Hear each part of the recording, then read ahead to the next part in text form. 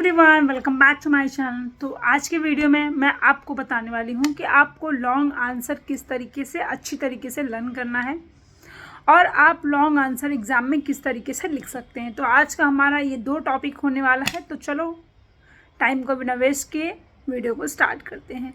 And उससे पहले अगर आप मेरे चैनल पर पहली बार आए हैं तो लाइक कीजिए, सब्सक्राइब कीजिए और ढेर सारा प्यार दीजिए।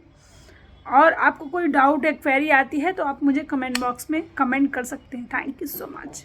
चलो वीडियो स्टार्ट करते हैं।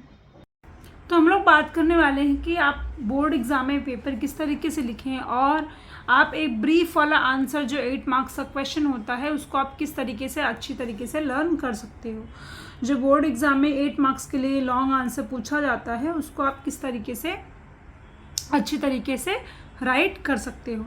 तो मैं आपको कुछ इसमें टिप्स बताने वाली हूँ। उसके बाद में आपको प्रैक्टिकल वे में बताऊँगी कि आपको आंसर किस तरीके से लर्न होना चाहिए। देखो आपको बहुत यूट्यूब पे बहुत सारे वीडियोस मिल जाएंगे, पर द थिंग इज़ कि जब तक आपका कॉन्सेप्ट क्लैरिटी नहीं रहेगा तब तक आप कुछ भी नहीं कर सकते हो। तो मैं तो आपको यही एडवाइस दूंगी कि आप जितना हो सके उतना अपने कॉन्सेप्ट पे फोकस करें, कॉन्सेप्ट क्लैरिटी रखें। कॉन्सेप्ट क्लैरिटी अगर आपकी होती है तो nobody will stop you to solve your answer paper. ठीक है, चलो स्टार्ट करते हैं। नंबर 1 टिप्स ये है कि जब आप कोई भी क्वेश्चन लर्न करते हैं ना उसको हमेशा अपने ओन वर्ड्स में लिखें, तभी आपको समझ में आता है कि आपने जो क्वेश्चन पढ़ा है क्या वो आपको याद हुआ है या फिर नहीं याद हुआ है, या फिर आपको समझ में आया है या फिर नहीं समझ में आया। क्योंकि क्या होता है, हमेशा जो मेन पॉइंट होता है उसको ही लिखना सफिशिएंट नहीं होता है, आपको उसके अंदर भी कंटेंट लिखना पड़ता है। और उसके अंदर कंटेंट लिखने के लिए आपको क्या करना है, आपको कॉन्सेप्ट समझना है कि अगर सपोज लिमिटेड स्कोप बोला है तो लिमिटेड स्कोप का मतलब क्या है, उसके अंदर मैं क्या लिख सकती हूँ या मैं क्या लिख सकता हूँ। ठीक है, तो जो भी आंसर्स आप लर्न करते हैं उसको सबसे पहले आपको क्या करना है, आपको उसे अपने ओन वर्ड्स में लिखना है। नंबर 2, जब आप बड़े क्वेश्चन पढ़ने बैठे तो सबसे पहले आप ये करें कि जो आपके प्रीवियस पेपर है उसे अच्छी तरीके से एनालाइज करें, उसका वेटेज देखें कितना, कि कौन सा क्वेश्चन कितने बार पूछा गया है, कितने साल से रिपीटेडली पूछा जा रहा है। ये चीज़ें फाइंड आउट करना बहुत ज़रूरी है, आपका पढ़ाई करना आसान हो जाता है। ठीक है, तो आप जब ये जान जाते हैं कि इस तरीके के ही क्वेश्चन पूछे जाते हैं तो आपकी जो प्रिपरेशन है वो क्या हो जाती है, वो थोड़ी सी ईजी हो जाती है।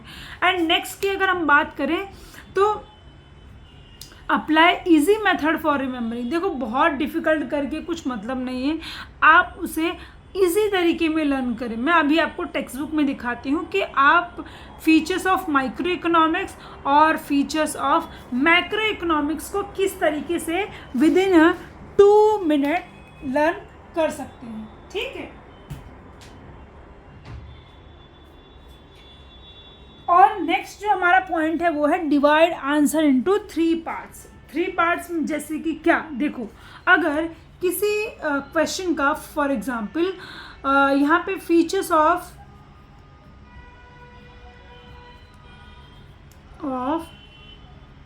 माइक्रो इकोनॉमिक पूछा है, ठीक है, और इसमें जो है टोटल 8 पॉइंट्स है। 8 पॉइंट्स है। 8 पॉइंट्स को क्या करोगे, आप इसको 3 पार्ट में डिवाइड कर लो। जैसे कि पहले आपने इसके 3 पॉइंट्स लर्न किए, फिर इसके 3 पॉइंट्स लर्न किए और फिर इसके 3 पॉइंट्स लर्न किए। ऐसे अगर 3 तरीके, सपोज 9 हो गया तो यहाँ पे आप 2 कर दीजिए। तो अगर 3 पार्ट करके आप लर्न करोगे इसे तो बट ऑब्वियस आपको क्या होने वाला है, इजीली आंसर लर्न होने वाला है। जैसे कि पहले जो पॉइंट्स है ये इंडिविजुअल यूनिट को स्टडी करता है ना, इंडिविजुअल यूनिट को स्टडी करता है। दूसरा ये है कि ये जो है लिमिटेड स्कोप है। तीसरा ये है कि ये लंपिंग मेथड है। ठीक है, ये स्लाइसिंग मेथड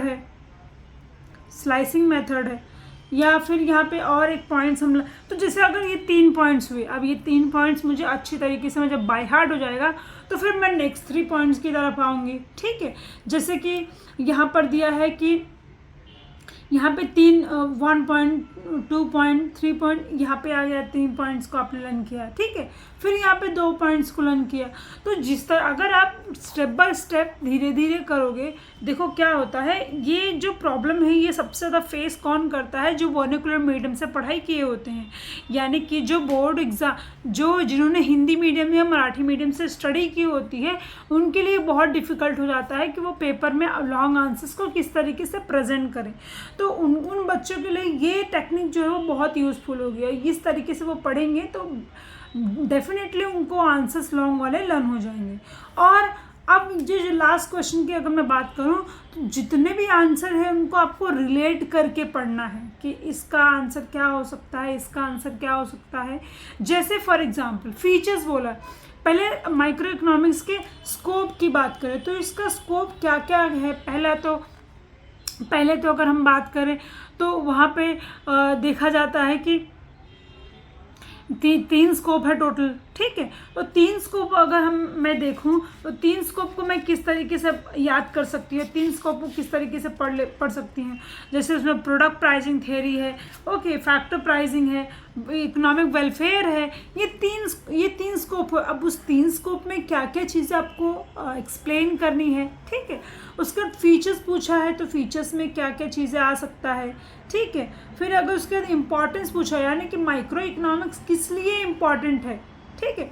तो इस तरीके से आप अगर आंसर्स को याद करने की कोशिश करोगे तो आपका आंसर जो है वो और ज़्यादा अच्छा पॉलिश होके आएगा। और last and the list is golden tips.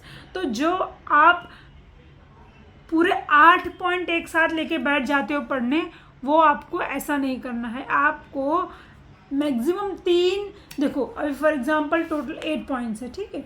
उन 8 पॉइंट्स को आपने 3 टाइम्स लिखा। आपको याद है कि आपको स्कूल में टीचर्स जो है ना वो क्या करती थी, आप बोल बोल के लिखो, एक वर्ड को 10 टाइम्स लिख के आओ, 20 टाइम्स लिख के आओ। वो टीचर्स आपको पनिशमेंट देती थी, पर रियलिटी इसके टीचर आपको पनिशमेंट नहीं देती थी, आपको लर्निंग टेक्निक सिखाती थी। तो अगर जो आप स्कूल वाला चीज़ यहाँ पे भी अप्लाई करोगे तो आपको अच्छे मार्क्स डेफिनेटली मिलने ही वाले हैं, ठीक है। Thank you so much everyone. और आप मुझे बताएं कि ये टेक्निक आपको कैसी लगी। Thank you so much.